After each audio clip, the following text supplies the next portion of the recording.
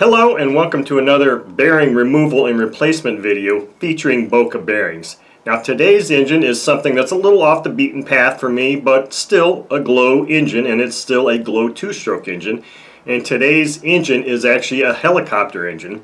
And this is a classic OS design that dates back to 1988, and that's when it was released to the market. And the engine I have is an OS Max 32F-HX ringed engine.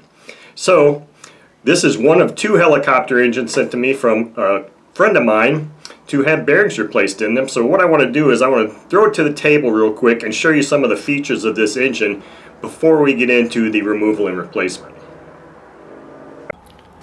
Okay, so here we have this OS 32F-HX ringed engine. Now I've got 90% of this all disassembled. I've just kind of got it mocked up to show you. This is a helicopter engine, and helicopter engines are very easy to identify because they usually have a large square heatsink head. And I've already got the piston and sleeve out of this. But this one is unique in that this is the first helicopter engine I've ever seen that actually came with a pull start like you would see on a remote controlled truck or car. So this is interesting because this engine actually has 3 bearings, only 2 of which I'll be replacing. So we've got this pull start mechanism, which I want to be very careful not to have this thing come apart on me. So I've already got all this stuff taken apart, as I said. But in this rear cover area where there's an extended shaft that actually engages in that one-way bearing here in the pull start mechanism is another bearing. But since this one's not really ever exposed to fuel, it's not really necessary for me to replace that at this time. It's in fine shape, but you can see this portion of the engine actually adds considerable amount of weight to the engine, and we all know that lighter engines are the best thing, but this one has got a bearing, it's got an extended rear cover, this additional drive mechanism to engage in the pull starter. So it adds about 5 ounces of total weight to this engine, and my friend was looking for me to see if I could find ways to relieve that weight. I have yet to do that. But anyway, so this engine is ready to have the bearings removed and replaced.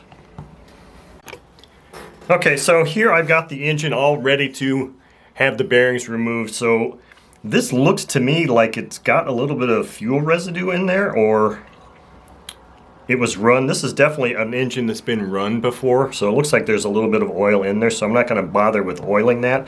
But I've got my Delrin block and my flat nose punch to help get these bearings out. So let's go ahead and just heat this thing up, this crankcase up real quick, and get some bearings taken out.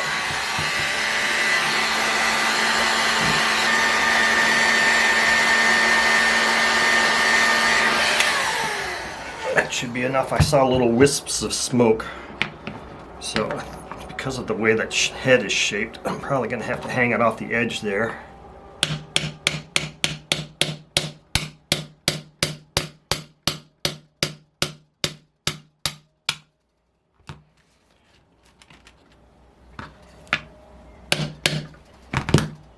Okay. So this crankshaft has got an extended portion of it here for the engagement of that pull start mechanism. So the remainder, this is just going to have to be kind of tapped out that way.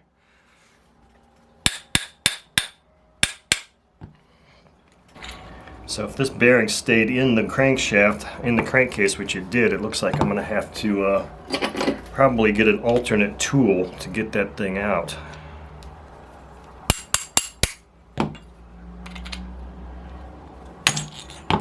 There we go. There's our crankshaft. Oh yeah, that's got a little bit of runtime on it.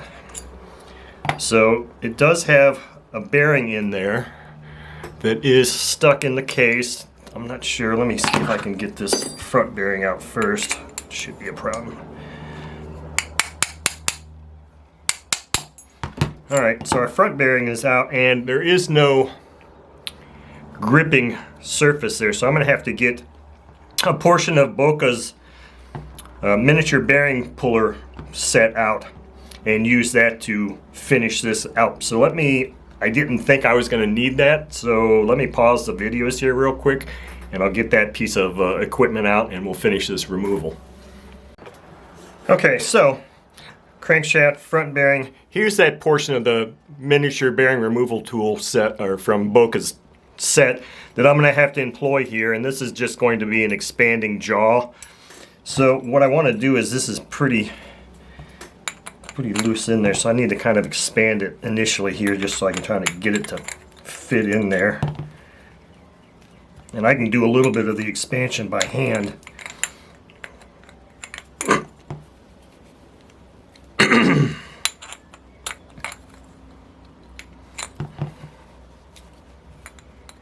Hopefully this jaw is going to do that. Okay, good.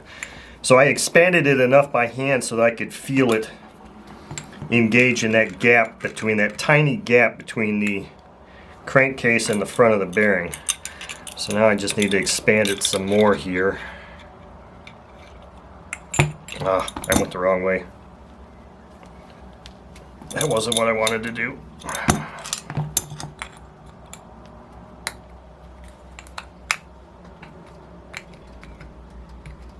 Okay.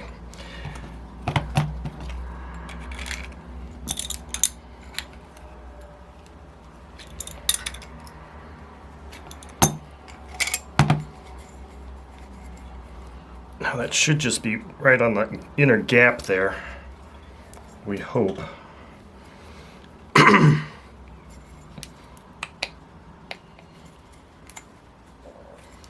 What I'm probably going to do is, I'm going to have to tap this thing out. That's not going to do it, I don't think. It might give me enough space to do it. So I'm probably going to have to heat this up just a hair more. I really like to see this so that it's spinning a little more freely, but maybe there's just not enough room in there. So let me do a little bit of heating on that thing.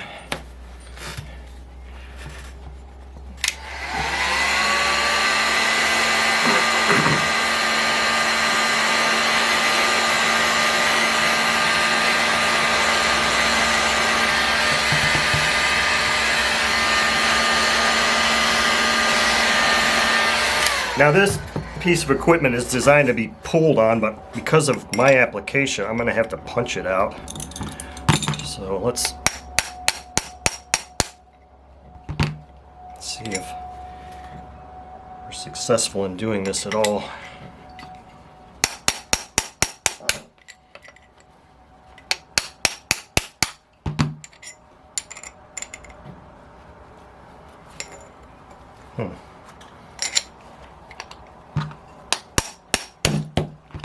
And there we go. So that's how this works. Let me take this glove off here. So I expand the jaws on the inner portion of the race, and then that just grips that part, and because of what I had to do, I had to actually tap it out like this. So it works.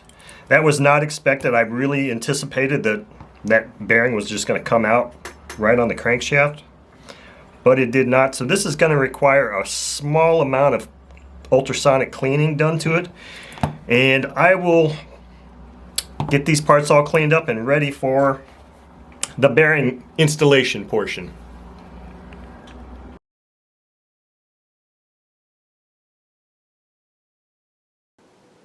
Okay, so here I am back with nice clean parts, ready to do the bearing installation of this beautiful classic OS engine. This thing is just absolutely spectacular. Here's the cleaned up crankshaft.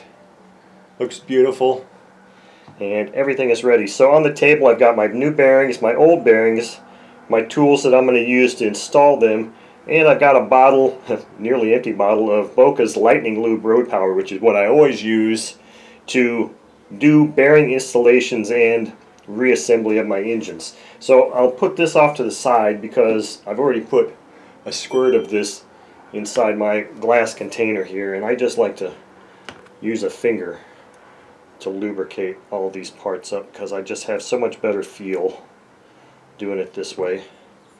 Get these parts all ready to accept a new set of Boca bearings. And as long as I'm in there, I also hit the inner part of the where the sleeve is going to mate, and everything else I can touch there too. So, as I said, I've got the old bearings here, and I've got the new bearings, and the bearing kit number for this particular engine is an ENK-012.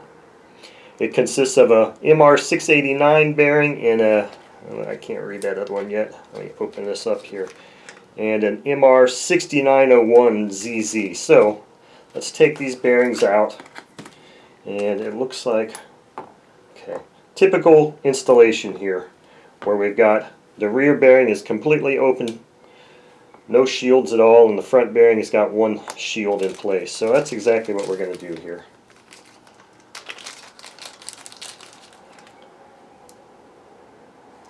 Yep, that's the bearing.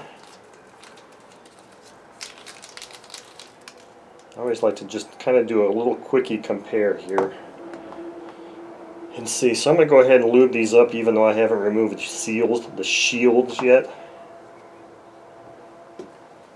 Now, using my screwdriver, small screwdriver, I'm just going to... Okay, this one is going to be a little bit different because that one's got a clip. That one, I'll have to use a different means to get that out. So let's just punch in and lift up on that shield.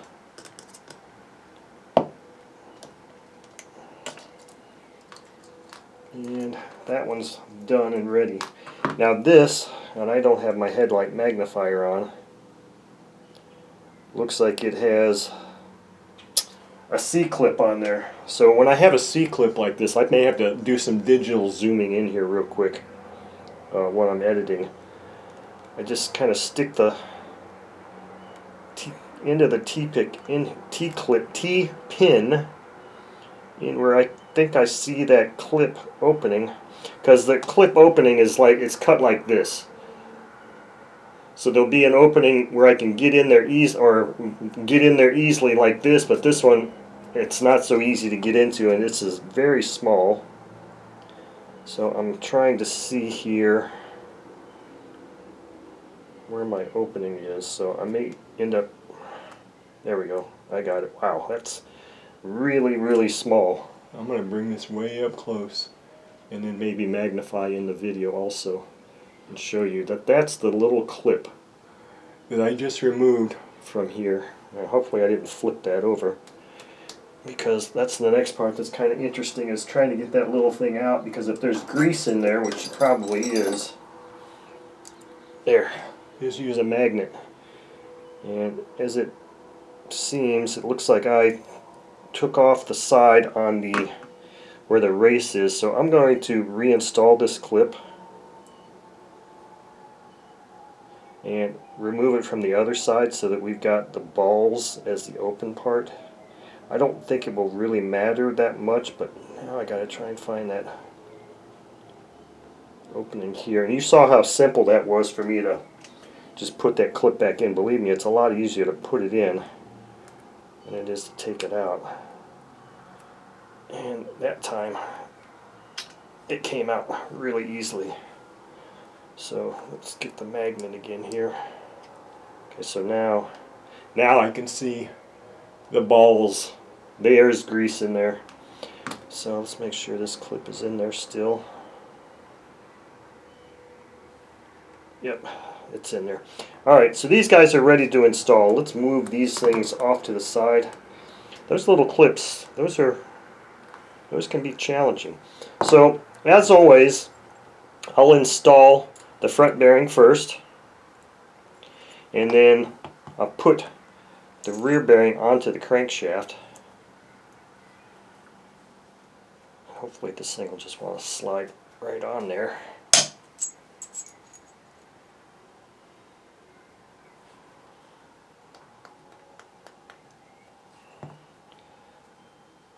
That one's going to give me a little bit of a difficulty, it looks like.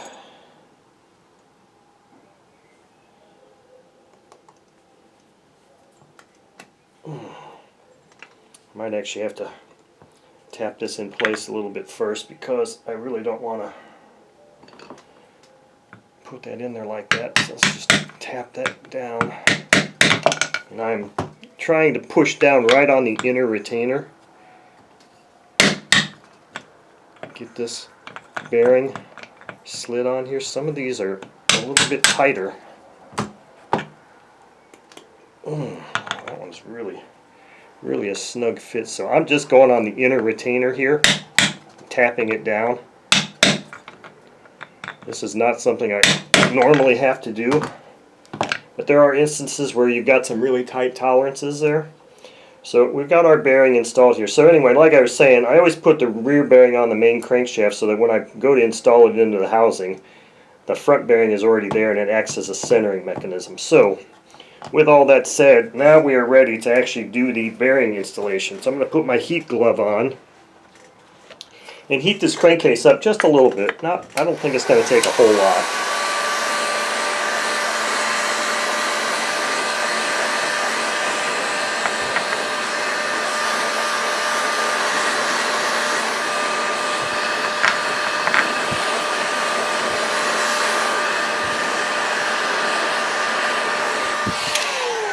That should be more than enough. I'll even put this head down here. Bearing side facing, or shield side facing out.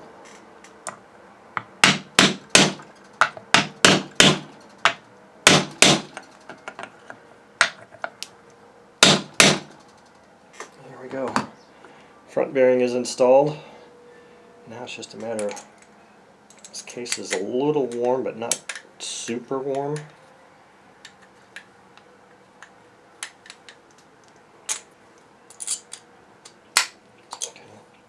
Making sure that was the right size bearing. I was feeling like it was giving me a little bit of trouble going in there for some reason.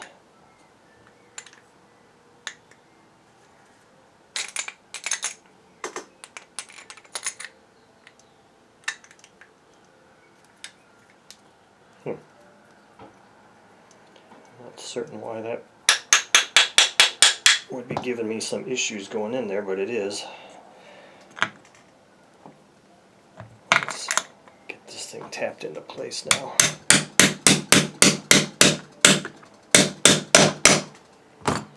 And there we have it. Oops. Bearings installed into this beautiful engine, and that is the completion of our video.